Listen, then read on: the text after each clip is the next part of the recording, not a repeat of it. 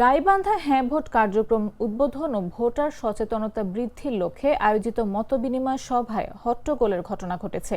সভায় প্রধান অতিথি আইন উপদেষ্টা ডক্টর আসিফ নজরুলের বক্তব্য চলাকালে ভুয়া ভুয়া বলে স্লোগান দেন বৈষম্য বিরোধী ছাত্র আন্দোলনের নেতারা।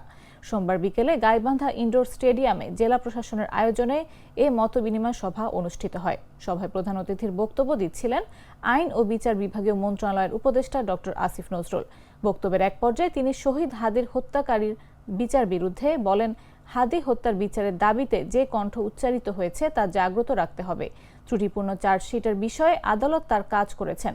মন্ত্রণালয় থেকেও দ্রুত বিচার কার্য নিশ্চিত করতে প্রয়োজনীয় পদক্ষেপ নেওয়া হচ্ছে। তার মতামত চাপিয়ে দেওয়ার জন্য বাংলাদেশের ছাত্র জনতা তরুণদেরকে যখন ইচ্ছা হত্যা করতো, আয়না ঘরে বন্দি করে রাখতো, গুম করে রাখতো, মিথ্যা মামলান, অত্যাচার।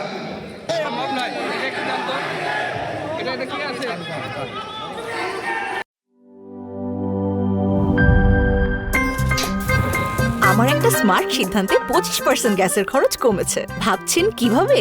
সাধারণ গ্যাস স্টোভ বদলে আমি এনেছি আরএফএল গ্যাস স্টোভ। এর সাইন্টিফিক নজল ও ব্রাস বার্নার ক্যাপ সমানভাবে তাপ ছড়িয়ে রান্না করে দ্রুত, তাই গ্যাসও বাঁচায় 25%, টাকাও বাঁচে 25%। আরএফএল গ্যাস স্টোভ নিরাপদ ও গ্যাস সাশ্রয়ী।